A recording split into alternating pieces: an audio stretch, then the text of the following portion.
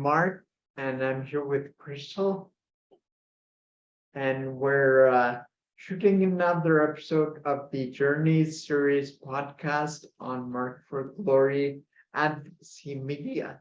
This is season 2, episode 31, and today our special guest is Jason P. Harris, and he's with Jason's Connection, and is going to tell us all about his journey growing up with autism and what he's working on. Hey, Jason. Hey, how's it going? Wow, I don't think I usually hear myself called Jason C. Harris. I just have it written down. It sounds so. Yeah. It sounds so But, like. but maybe you're talking to your mom or something. What?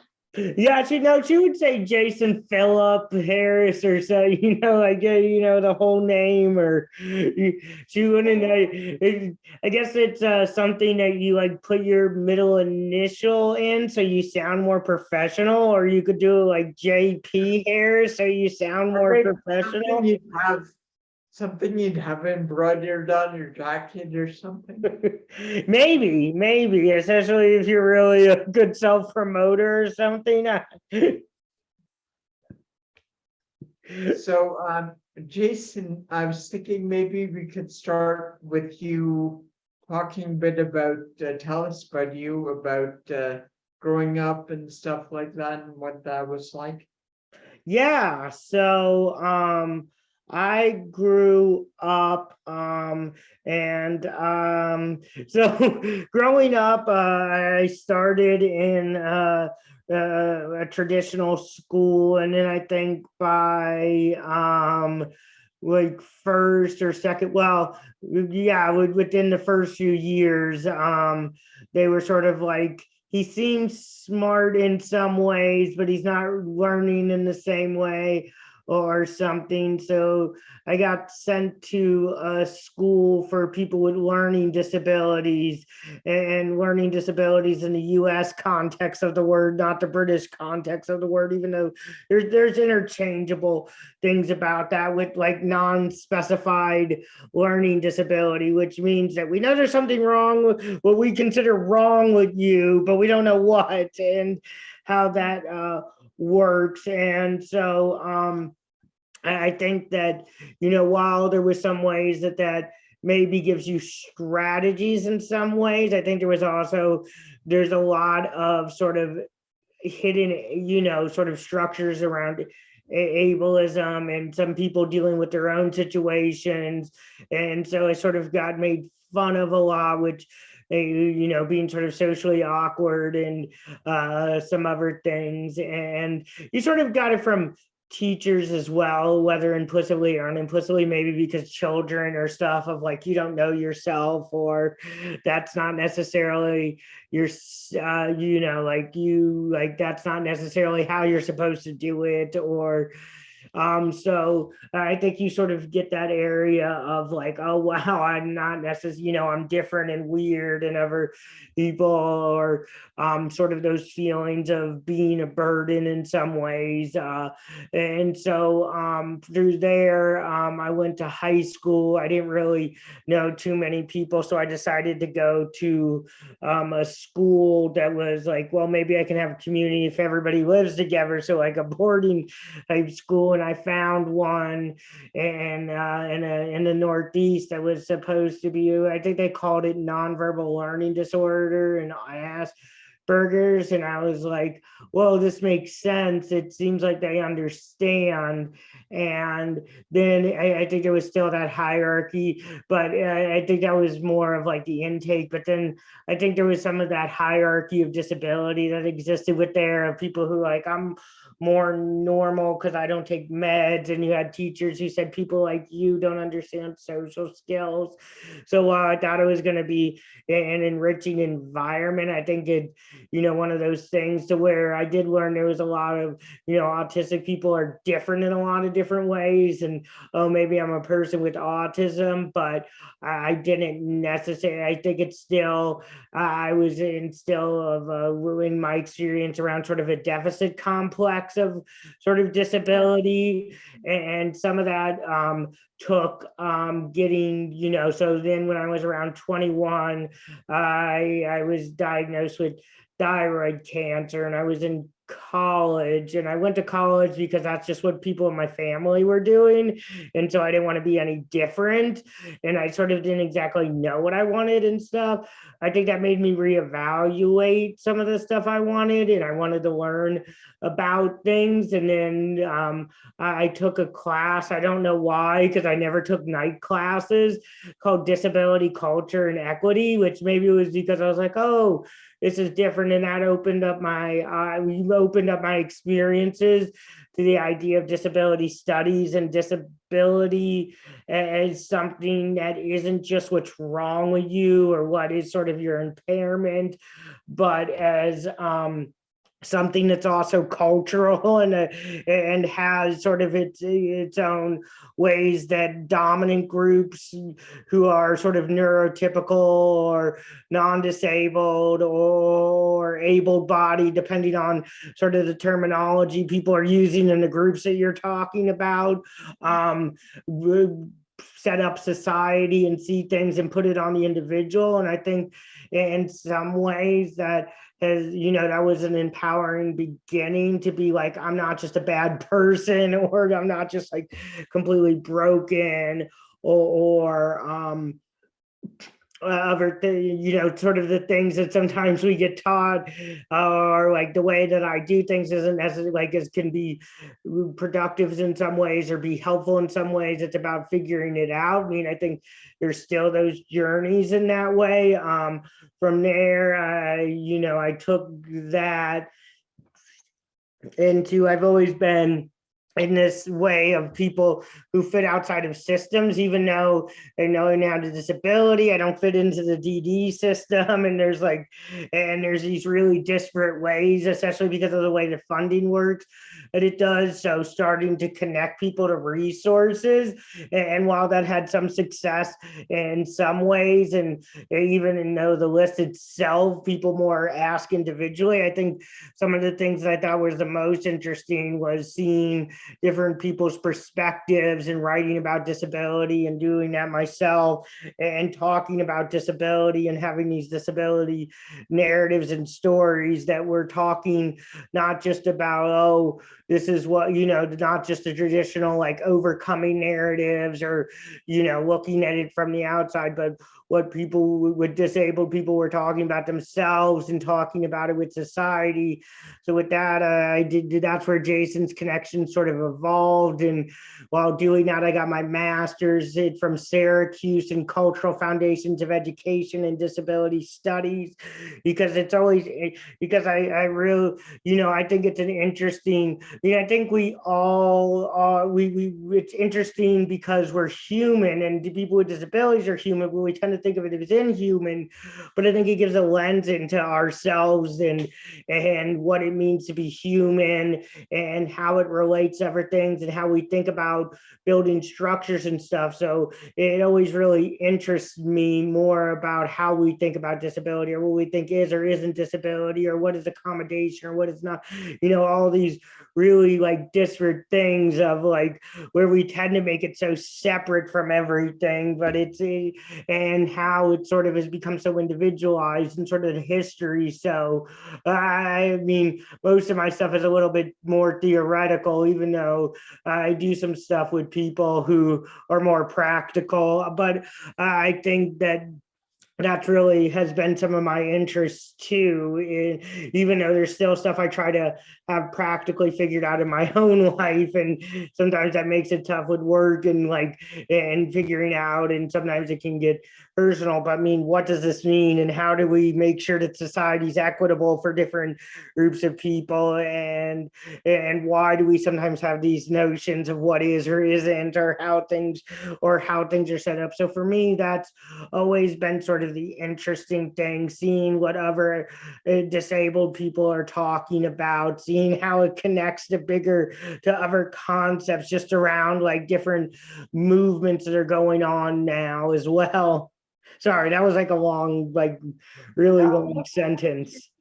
You're, it's totally fine, Jason, and you're doing doing awesome. And that's one thing that I know, especially people with autism, really good at thinking a lot about things, thinking deeply. And that's, I guess, the one kind of blessing you might say is that you're able to focus in on a thing, and it's something that we've certainly discussed, and something that society as a whole needs to consider. Yeah, it's definitely for me. And I know there's different ways of thinking, even among different autistic people. Some people, different patterns or what people are interested in. Like, I know that there's a big push for people who autistic people to be coders. And there's a lot of people who are good at coding. I'm terrible at coding in computers, but the way my pattern mind works is a little bit different. And, I think that's one of the things that I definitely, try to remind myself and say cognizant of is like what my mind does well too. And I think sometimes, especially with some of the compliance systems and overcoming it, it can get so focused on what you're not able to do or what you need to get better. Right. But there's ways that my mind works really well, and ways that sometimes I think, brings different things to the table than maybe other neurotypical or, might bring, or, just even with my positionality and experience of being able, while some of the things like actually executing on stuff might take more brain space, thinking through things is a little bit easier sometimes, maybe too easy. Sometimes I probably overdo it and I get stuck in that stage. But I think it's one of those things too, where I heard from a therapist I was talking to that our greatest strengths can also be our greatest weaknesses. And so, how do you also put people in the best position? Yeah, that's a good point, Jason. I also think that given what we're talking about and the fact that we're together, your greatest weaknesses can also be your greatest strengths, right? Yeah, I think it's one of those things to where it's more fluid than I think sometimes we think about it as. Just, it's like you either have weaknesses or your strengths, or you're all good or all bad. I think we 10 times have a way of simplifying things in a way that's too simplified, that it doesn't get into the complexity of the contextual of the things are a little bit more fluid. Right. We discussed the flaws in the dynamics of the disability world, and how people also that kind of put us in a box. Mm-hmm. And they have a certain thought and stigma about what we are. But and also on to what you said, I think they push it aside and try to bury what gifts we do have, because our disability, physical, mental, whatever, it makes them uncomfortable. Yeah. So, sorry, go ahead. I thought you were. So I feel like, they often want to feel good about themselves and don't want to look bad, or don't want someone to make them look weird because they have a disabled person on their team or whatnot. And they don't want that. They don't want that to be that unpopular. They want to fit in, and we make them uncomfortable. Yeah, I think there's a couple things with that, and I think it's really, really interesting, and I would agree with that. I think sometimes, well, one thing is that any type of organization tends to fit within the person who is the leader tends to sometimes, because our brains love shortcuts in some ways, gets personalities and things that work with, people who tend to be extroverts might more have extroverts on the team. We have ways that systems, whether implicitly or explicitly, put favor towards certain skills and take away favor from other skills. And so sometimes when you can even think about, in the business world and the idea that everybody's got to be aggressive, which is considered a male trait. So females might not be considered as good at business, but because you either have to be aggressive and then you're unladylike, or you have to do it in your own style and then it's not the aggressive style. So we do set up systems in some ways. Also goes into our anthropocentrism, and whether it's within 20th century sciences of looking at the human history, or it's whether how in some ways, especially in Western religions, God has put humans above. In some ways, we have rationalized that the way our bodies and minds work makes us exceptional in some ways. And not that we're not exceptional in some ways, but we're sort of above this or sort of special. And so in some ways, I think re-edifying what that means, looking at it differently, being able to say this is part of being human, and that bodies and minds work differently, and that bodies and minds aren't in a constant state. We grow, and we also can have times where we regress. I think in some ways, you hear narratives and a lot of this of,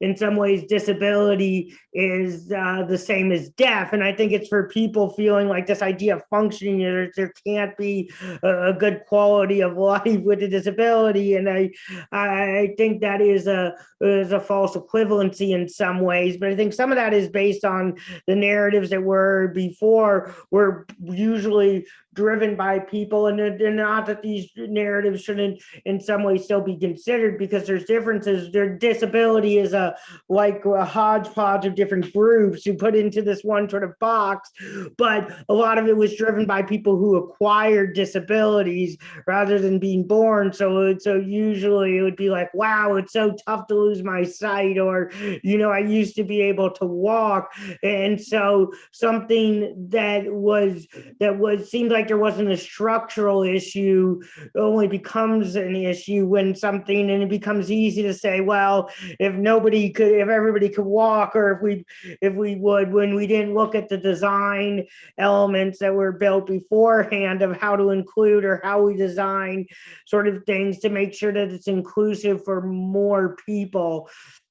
But I do think there's that part of it where there is fear, because I think it shows a reality of being alive, which is that things are not necessarily always staying the same. And for people, I think that it's because of some of the ways it's been talked about, it's hard to see that people could have quality of life, even though I would argue that people do. And if you talk to people, but we tend to get a lot of narratives of the opposite, and which I think shapes a lot of people's view that disabilities is in some ways the same as a proverbial deaf in some ways, which I would disagree with. But there's definitely different things that are hard about it, not because of the disability itself, but because we don't design things within thinking about different ways of being, whether it's physical structural designs, or educational, or ways that we think about making systems.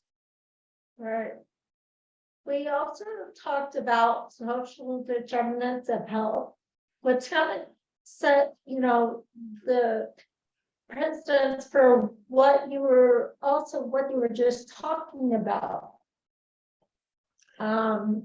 If people, I just thought that over today. If people, how was I explaining it to you? So, if somebody sees my disability and puts it in the same category as your disability or his disability, they're getting. Let me flip over. Sorry. No, you're good. So, okay, if somebody were to put my disability in the same category as your disability or Mark's disability, then they're not seeing the gifts that we have individually. Yeah, I So think they're determining all that too. yeah, I think that goes, there's so much of, especially with the way that the disability system happens at the change of the 20th century, at the beginning of the 20th century, and the wanting to be able to diagnose people, and sort of this idea of the diagnostic box, and that it is these certain traits that define sort of a so-called, like what people would say, disorder or something. And I think that one, it makes the assumption that it tends to have an overemphasis on something of just what's wrong with somebody and just what is biologically wrong, would supposedly be wrong with somebody, and it doesn't take into account systems, but it doesn't also take into account that people have strengths as well, and as well within those sort of diagnostic tools, that's perceived by what people are thinking as well, and that people tend to be more diverse than some of those. I mean, I think that's one of the biggest things, especially when you're looking at so many different histories. And I think autism or ADHD or some of those have interesting histories of the way that it's diagnosed or who it is, or even the idea of the prevalence rate is based off of a lot of misunderstanding of like misunderstanding of what it is, or trying to understand, or not, or getting wider definitions and seeing it as more complex because of the way that human beings are complex and the way that their bodies and minds work. And so you tend to see even now some of the ways that it's being talked about.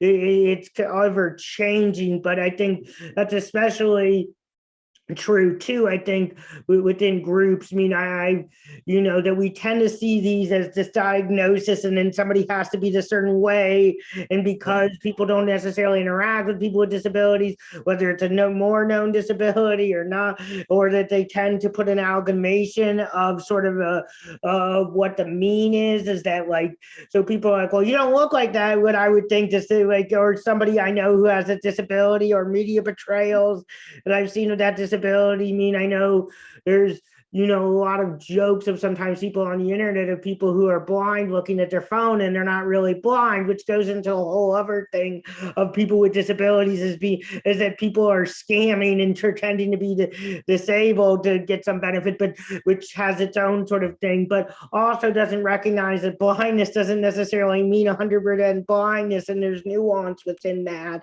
And I think we tend to, with these medical diagnostic boxes, while there's some purpose to it, we tend to overextend it, and it becomes more of a, it tends to let us not see the individuality or the diversity within groups.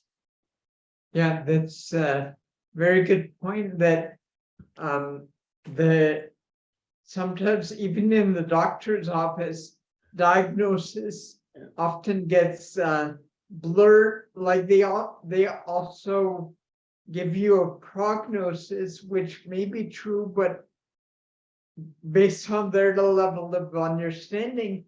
So just because someone has certain disorder doesn't mean that the doctor has a right to, like, all of a sudden write your feature. Yeah, I think that's one of the toughest things is we tend to, from an early age, tell people, oh, you're going to be able to do this, you're not going to be able to do that. And we set systems around it. I think that can bring in a lot of things for the families, but especially for the person themselves of like, wow, I'm not going to be able to do this, or I'm different. And, even if they're not able to do it, or you're different, if you're living, I mean, there's different ways of being. That doesn't mean that it's less than, it's just your own way of being. And I think sometimes we think that there's one way to do things, or there's one way to be independent, or there's one way to bring meaning to society. And we tend to see other people as users, or, and we tend to, we tend to put groups to completely together. And I think some of that is reassessing what that means. And, I know, I do work with adults, and a lot of, I think some of the stuff that I'm trying to work with adults is not necessarily, it's understanding them and the way they work, but also trying to rewrite past traumas of people seeing you as unable to, or your contributions are good enough, or you shouldn't speak up, you just do it the way I'm telling you to. And so I think the ideas of this is, we're creating self-fulfilling prophecies because we keep doing this over and over again, and we keep telling them. That's a lot of my battles right now, is like, there's certain ways that I'm always going to need support in some ways, and I still want to be independent, but I have these internal conflicts because of all the stuff that was told to me in the past of, you're not going to be able to do this, or you're not going to be normal, or you're not social in the right way, and I think that stuff tends to continue on, and we still don't always have systems to make sure. Are there things that I definitely need support with, or things that, like, my anxiety, would it be better not to be as anxious? Yeah, and I would like some, more support around that, but I don't think I need to fix the way my brain is. And I think, even from other people in the community, like, the chronic pain may be more difficult, but not necessarily being a wheelchair user or doing something different. I guess it's, how do we have a better system that works with people with disabilities, and the things that, are their strong suits and things they want to do, and that it's okay that if it's the way you do things is different, or the way your life looks is different. But then also, if there are some things, because we all have health issues, or we all have, things, and we can work with people, but that's not treating disability, that's treating a specific thing. You can't fix being autistic, or you can't fix being ADHD. You learn to live with who you are, and you accept who you are, and you work with your brain. And maybe there's some things that I can do to work on specific things like anxiety, or but those are specific things rather than just the identity labels of who I am. Yeah, Exactly. sorry, you go ahead.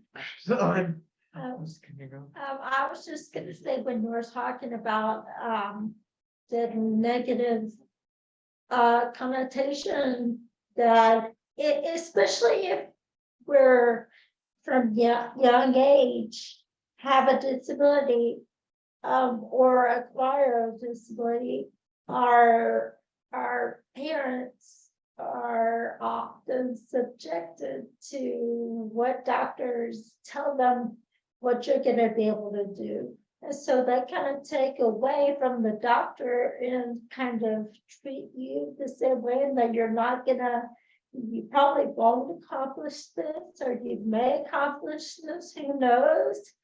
But I think they want the parents, of course, most of them want to be optimistic, but at the same time, they're kind of very what they don't want to put too much on the disabled person.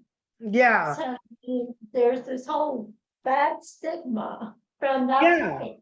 And I think we put so much on the individuals and their families, and so then families get worried. And, I think there's a lot of times that as people get older, what's going to happen to my family member? And I don't think we have the most supportive or understanding systems or ways that we have it to support people to be able to feel like that there is support networks, whether it's paid supports, whether it's natural supports. In some ways, I think we tend to sort of put stuff in isolation, and we have some of these groups. And while it's definitely great to have, it's good to have groups of people with disabilities organizing things and have non-disabled people sometimes as allies or doing some of the things. I think we also need to make sure that we're not just relying on individuals, that we're having a society that accommodates not people with disabilities, but also a lot of different people. I mean,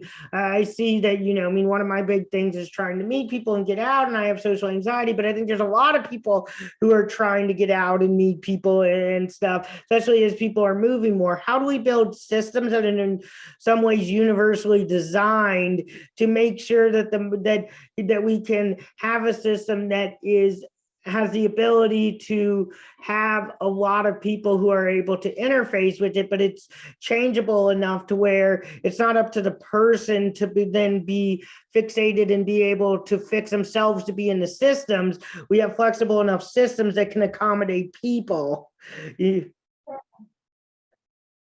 And because I think so much of this too is as societies and human beings, we really are communal species in so many ways. And sometimes I think, especially in the West, especially in North America, we have this idea of individualism. And while we don't want to forget individualism in some ways, and disability rights is in some ways based on individualism, we also want to make sure that our individualism is also going with communalism and communities that are also supportive and stuff, because I can learn all the skills and stuff to be completely independent, but I might not be able to do all the stuff that I want to be able to do if I'm only focused on being independent, because in some ways we all need other people to some extent, because otherwise we would have to be too general and we couldn't focus on specific things. We would all have to do everything.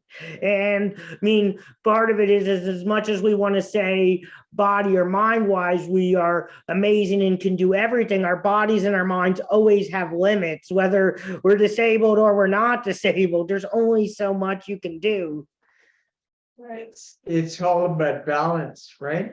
You have to be able to be a community and then go off and just do our own thing when it's appropriate. Yeah.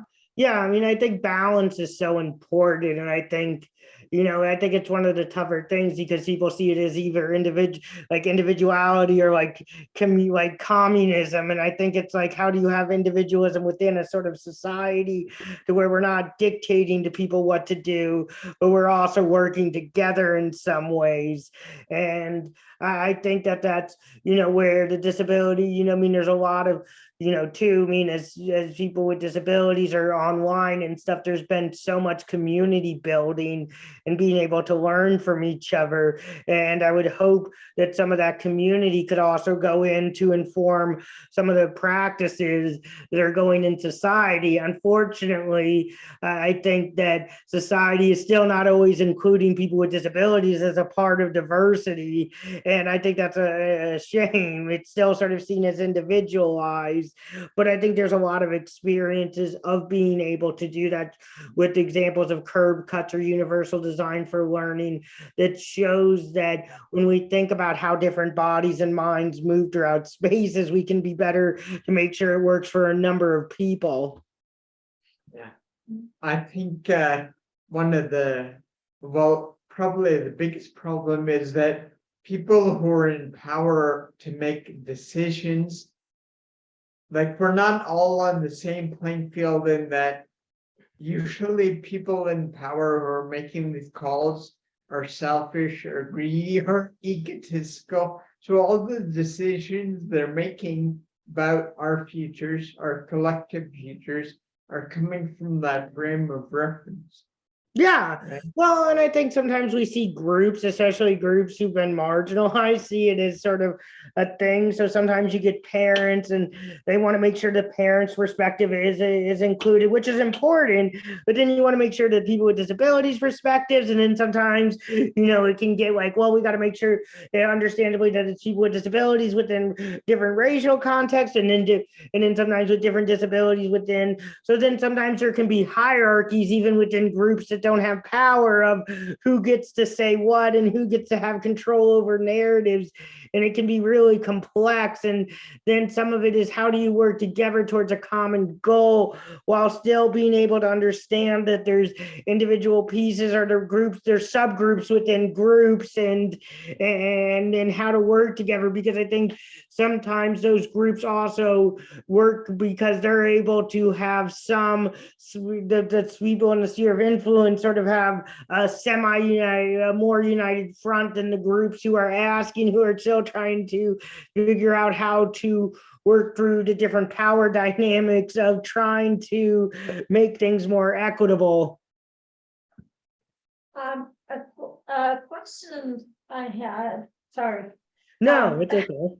Question I had was about, okay, so I understand there obviously has to be, hierarchy, if you will, where some people need to be in charge of the country or the planet, whatever. I get that.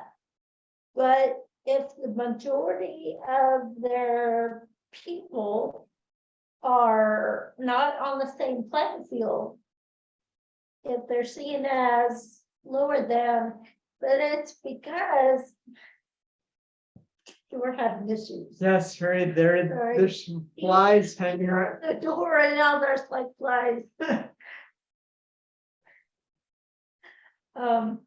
Okay, so if there's a dynamic where there's people in charge, of course that needs to happen.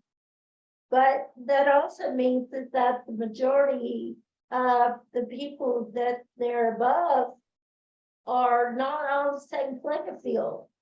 Some people have more privilege and access to things, and some don't, but we have to be at the bottom of that. Mm-hmm. Yeah, I think, I think there's, we should be, it's tough because I don't even know if there should necessarily, even the person in charge or the charge of everything, we need to make sure that that everybody's has ways to participate in systems in some ways, whether, and I think, we tend to see a lack of people with disabilities on committees and councils, or, for things around people with disabilities or other sort of design things. If they're going to be, our community councils or other things, we want to, people with disabilities, hopefully there's been more efforts to have people run for office and be able to in some way. So being able to open up equity of being able to have chances to interface or dialogue, or be able to build those groups and for groups to work with each other, I think is really, really important, for that. It's not just one group of people are saying, or even just having one person and, okay, we have a person with disability on our council, so they can represent everybody who is, I think we have to make sure that we're making things more reflective of the society we live in, and that we're making sure that people have opportunities who haven't always had those chances to have opportunities within being qualified to be able to make sure that systems are better, that things are working more for people. I think there's a lot of times where we just want to get it in, there's a few select people in the room, and then people are making decisions for people, whether it's on the, and that happens individually, but it especially happens at government level or nonprofit levels or some other things. And I think that can be in itself problematic, because a lot of bad systems are done when you do things for people without their input on how things are going to work or what is going to be helpful. And so I think making sure that we're mindful of who's in the room and who's not in the room, and what sort of, and making sure that people have the opportunity to take up positions solutions and stuff with or without supports that are needed, because I think sometimes some of the barriers, even within different groups, oh, it's too hard to accommodate. It's too hard to make sure, well, if we want to make sure things are done right and well, it's, some people would argue, well, they don't want that, or, but if we're under the presumption, then we got to make sure that we're doing things in the best way. And if it doesn't, if we're not doing it, even if you don't necessarily want that, then it costs more in the long run, because you spend more money on an inefficient system that isn't actually helping people, that isn't actually getting anything done. And then you're sort of spinning your wheels, per se, or walking in place or treading water. Right. So that brings up another question or topic that we talked about. The whole sort of financial system and the way disability is set up, in that, they're going, whatever government system is going to give you X amount of money, they're going to put a cap on it, so you can only get so much, and you can only pay for stuff they approve. And essentially, if there's stuff that you need that's not on their list, you're gonna have to pay for it out of pocket, and that ends up leaving disabled people sort of holding the bag, as it were, because now they have to pay out of pocket from their limited income they're getting from the government, and they can't find a normal job, because no one's going to hire them, because they just look at them and see they're disabled and forget it. Yeah.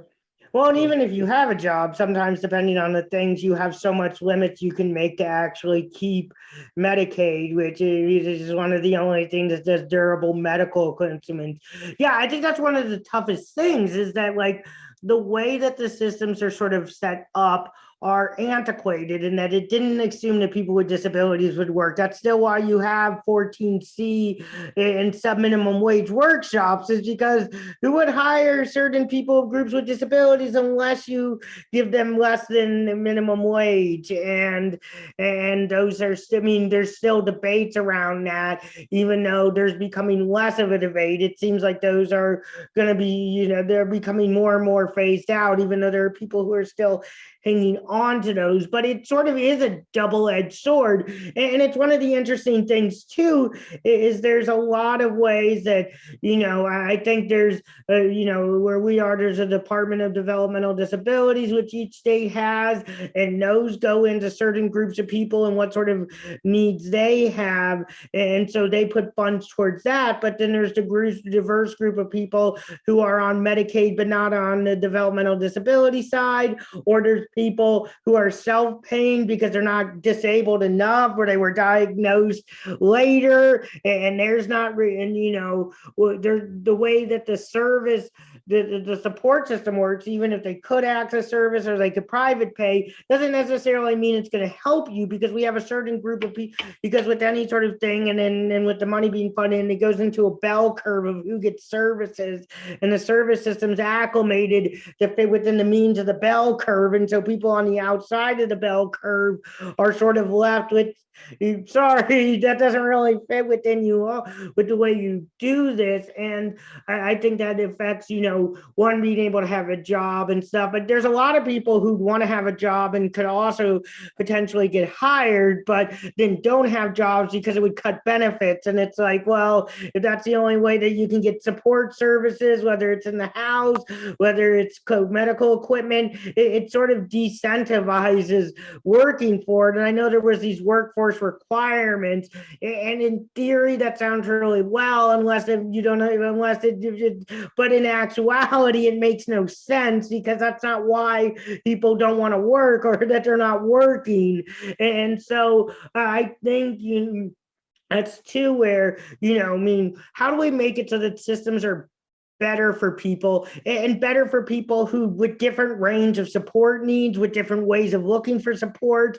And I get that the agencies or the things have to be able to somewhat make money, but I feel like there's enough people to be able to do that with and without disabilities. But sometimes we also have systems that are like, this is just a disability system, and some of that is because I want to earmark and stuff. But how do we open up some of this stuff? And I mean, I don't necessarily know, I sound like I'm complaining, but I think it's also important, because I think the more that too we're able to show like, hey, you can have a disability and you can use the service, and there's other people without disabilities there. I think we sometimes put this sort of separation and categorization things that goes back in way into history, even before 20th century or 19th century, where we just put certain people away, or we were like, you don't deserve. I mean, so, but yeah, sorry, that was sort of a tangent, but it is really like, it's weird. It's interesting the way things are set up, and sort of you can see sort of the, if you look and sort of the thread lines of sort of the different ways of different, how even as they're trying to fix the systems to be more towards self-determination or more towards people having the choice of making it, there's still those historic remnants of some of those things, intentional or unintentional, because they're building off old systems, and it can be complex to take that out while still having it to where you completely have this way a system works. I mean, which would be interesting, you know, if there was an idea of Medicare for all or long-term support services or other things that other countries do, if there's ways to be able to. And it seems like, you know, when there's in Nordic countries or other things, there have been some ways of sort of making it sort of more open in some ways, but it would be interesting. I know the argument against that is the population size. I don't know how that would work, or I think the big thing in the United States is that there's only national standards, but then each state makes its own choices. So what Ohio does is different than what Kentucky does, which is different than what California does. They just have base standards and they make their own rules, which has some advantages to it, but also has some disadvantages. Well, a different dynamic of that is that different people that don't have disabilities, or they see that we're getting a free ride and they want to take advantage of that. And so it makes people that have actual disabilities or worse disabilities look bad, because they want a piece of that pie. Yeah, I mean, I that's interesting, because is it about the funding? Because there's some things, like if you look at like classrooms, when you have universal design for learning, where, you mean, in some ways, if you have it to where instead of having to ask for an accommodation and then you have to go to an accommodation class, every accommodation is open to every person. And so what, and I mean, and some of those are a little bit tougher than others, but there's ways to, you know, like screen readers and stuff, but most, you know, but there's ways to make it so you could have it to where the Blackboard does it and stuff, or other things. Then in some ways that takes it so there's sort of an equality to it, that people get what they need and are able to ask what they need. Now, I know some of that is about funding and how things get funded, and some people see that as sort of different ways of like, oh, I have money to do stuff. I think it's a little bit more complex with that, because some of that money is so like tied to what it can or can't be used for. And I think it's a little bit difficult for what it is. I think it's also one of those things to where I know there can be a disability hierarchy of who has the most, or there can be sort of this idea of who has the most oppression and stuff. I get that, and I think it's important to recognize different positionalities and different ways that things work. But there's also double-edged swords to a lot of things. Like there's good things and tough things about being visibly disabled. There's tough things and advantages to being to being disabled in a way that's invisible. I think that we tend to see who has it better, who has it easier. And I think that recognizing that everybody has their own challenges throughout going through these systems, and everybody has some benefits in some ways of doing that. Hopefully we can try to find ways of systems that open things up for people in the most amount and for different groups of people, instead of saying who gets this or who doesn't, because I think hopefully the idea would be that it benefits you and it benefits other people in society. Right. Yeah. I know that's more complex than what I'm saying, and there's a lot of what being human is, but yeah, the reality that I guess someone wants to look at in depth is that if you help people with disabilities, you help all of society, and because they're not going to be overburdening the system because they're being taken care of, given the support. We're being given the support that we need to do the best that we can. Therefore, we're not gonna be looking for all this stuff, like all this extra help that maybe like as far as health goes and whatever, because we're happier, we're less anxious, we're less stressed, and less likely to get sick, stuff yeah. like that. But I think there's also ways that it's not just, oh, we're making sure. I mean, I think that's a good point, and it's helping people with disabilities. It's making sure that people are getting what they want, which means that there's less tax on the system. I think it's also that there's a lot of technology. There's a number of things in technology, like using Siri or audio books, that come from, okay, maybe there's so different way that somebody needs to do something to be able to, and then it can benefit other groups of people as well, because for all of us, our bodies and minds only have so much they can do at one period of time or over time, or there's ways that things work better for some things. And so, it also brings this idea of disability and not disability isn't as like this is, I think we tend to, in the past, and the way that we thought about it is, whether it was within, a more religious, or, even you look at like Eastern society of, this is somebody cursed, or this is something that is against God, or this is some way, or in the scientific way, this is somebody who's less human or goes against it. It's in some way saying that I think some of accepting our human reality is, while we all have these amazing abilities, whether we have a disability or not, we all also have limitations in some ways, and being open to that, and that we can, to make sure that we're designing things that don't necessarily put undue stress on groups of people, can also put less stress on us to be able to make it so things are more accessible. I mean, being able to talk to something instead of write it. How much, I know that's helpful for me. It's using Alexa. How many people use that as a natural thing? I mean, at one point, there's something, I mean, it's always interesting because disability isn't considered a disability. Wearing glasses isn't considered a disability unless it's a really highly prescription glasses. And there's a reason, because it's become more accepted in some ways as societally, as that's just something that we use. Using a chair for an office, there's something that says we have to have chairs. There's no biological rule that says we need to have chairs in offices, or that we need to, sleep a certain way, or that we have different tools that help us cut stuff. We've made it to somewhat make things easier, to put some of the cognitive burden, or that there's no way we need to have a computer or be able to do stuff outside our brains instead of keeping everything in.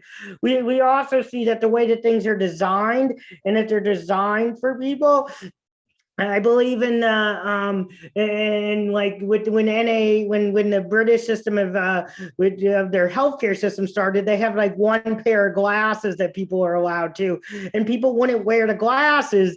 And some of that is how do you design something to make it feel like it fits somebody's personality and doesn't just feel like it's something that is, like this medical device. And we tend to, for people who are in marginalized groups, oh, okay, here's this specialized housing, and maybe it looks good at the beginning, but then we don't upkeep it, or we make it these specialized looking sort of things. Or so how do we make it so that things, while we recognize people's uniqueness and accept it, we're also not like denormalizing people in some ways as well? Because I don't think anybody wants to be like, okay, well, I have to be normal, but I also don't want to be seen as less than. So how do we sort of design in that sort of element as well, in some sense, and make it so that, like, that something like using an assistive device or needing to do something isn't as big a deal. Yeah. I think some of the toughest parts of is like to get any type of service, to get any type of support, to be like asked for anything as an autistic person or anybody with a disability. It feels like you're just is like this huge big thing that becomes, and I think that can be one of the toughest things. Where if you just have, but there's ways that we've even seen within things that have started off as accessibility devices, to where if it's just sort of not that it's not recognized or that there's not ways that we're supporting people or that we don't necessarily do it, but it's also not this like huge thing of like, but it can be appreciated in some ways too. As unique. I mean, sorry, I know I'm rambling, so I don't know if any of this makes any sense. No, it's fine. It's good. We're just talking it out here, and it's good to talk about these things from every possible angle we can. Maybe it'll help us get some perspective or help somebody else through something. Crystal, do you have there any other? Goodness, no, I don't think so. I think you've brought a lot of stuff that for people to think about. I know there's so many things, and I know that there's not necessarily like one simple answer to it, but I don't think it's sometimes as complex as we make it either. I mean, if that makes sense. Yeah, that makes full sense. So one more question I did have. So how are you utilizing Jason's connection to sort of address some of these issues? So with Jason's connection, I think the big thing that we try to do is we try to there's no is to be able to sort of have a platform to discuss it, to hear from other people, to think about it in certain ways. I think that there's no one simple solution, but I think a lot of this stuff hasn't always been talked about or thought about or discussed within people. I think it's to build identity and pride, and that in some ways, but also bring some of this out and have these discussions and be able to start to think about what this means or what it could look like, and how to start thinking, about designing systems or thinking about, what it means or how sort of the history of it. It's really about having information and informing people and discussions rather than saying this is the way you do it or this is the way it should be done, or because I think that can, while we want solutions, I think solutions come from being able to talk to each other and being able to think about the bigger things, or if it's a specific thing with a person, and being able to see what the specific things are. And there's no one size fits all, but maybe there's ways to make sure that we have we're making sure that systems are more inclusive of people so that it doesn't have to be that you fit in, and being able to think about navigating some of those things. Sorry, that's probably still a roundabout answer. That's great. So, yeah, basically it's about trying to connect people so they can start to build a discussion, and that's where it starts, right? Discussing things Yeah, can create friendships and relationships, and maybe who knows what you can accomplish then. yeah, and I think, for my own personal experience and stuff, there's a lot of advocates who have grown up living and knowing disability rights and justice and some of these things. I think there's a number of people who haven't grown up with it and who are learning it, and I'm still continuing to learn it as I get older. So being able to sort of introduce people to some of this stuff, or have some of these things that maybe haven't always been talked about, or you have just been assumed of, oh, this is the way we do things, or this is just the way it's always been, or gives people the power to feel like they can learn about it, they're not alone, that there's others out there, and that there's and that there's ways to be a part of this as well.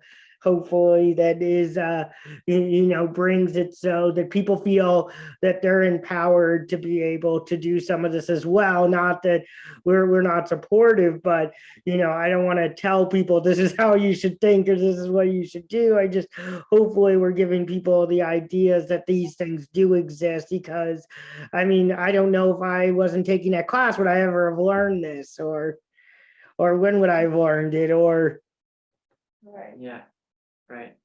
Well, thanks, Jason, for putting together this community and starting people on that path.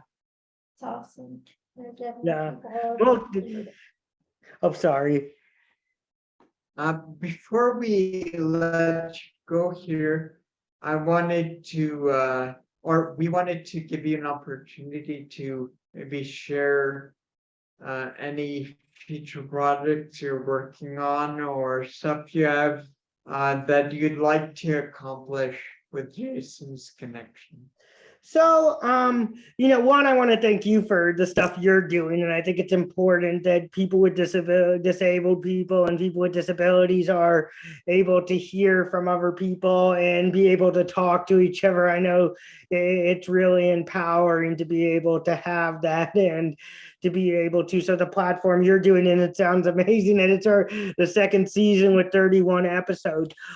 For me, I work with Jason's Connection, and I do a few other things. So, continuing to advocate and stuff. And then my hope is to write a book about some of the bigger sort of things about, why disability is part of is part of the world and the world we live in. And that, this idea of eliminating disability is probably not, we would probably take away a lot of what society and humanity is in some ways, and sort of tracing some of that stuff is hopefully another way to, introduce people. And also, I think there's so many people without disabilities who want to do good things, but they don't know about disability history or disability rights. And it seems sort of out there, out of what normally gets talked about, even though luckily it's getting more and more talked about outside of just disability spaces, which is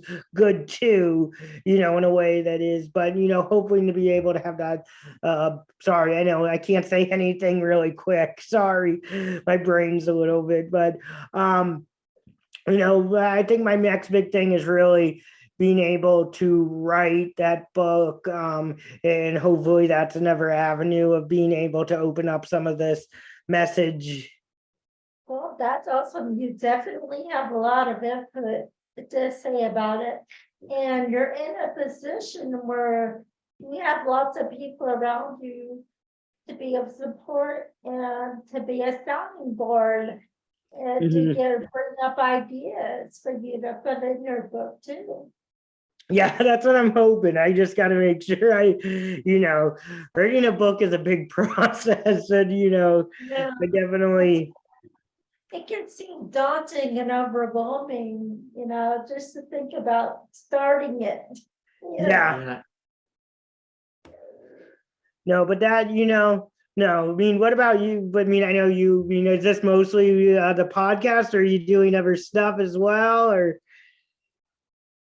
Well, we're working on other stuff that we haven't announced yet. Right. But we did, like I told you before, I think we have the journeys, which it highlights individuals that are doing things in the disability community, and people also that are helping people with disabilities Mhm. to be highlighted. So, and then we also have under the surface, which is kind of what we were just discussing, which is kind of a soundboard roundtable kind of thing. Yeah, They can bounce off of each other, ideas and topics. And so, yeah, we have lots of things going on. Yeah. that's awesome. For right now, we're fairly small. It's just myself and Crystal, but we have lots of ideas that we're just working on. Slow and steady wins the race, right? Yeah, exactly. We'd like to thank you, Jason, for taking the time to speak with us today. It was certainly a pleasure, and yeah, have yourself a great day. Thank you for having me, and it's good to see you again. Yeah, too.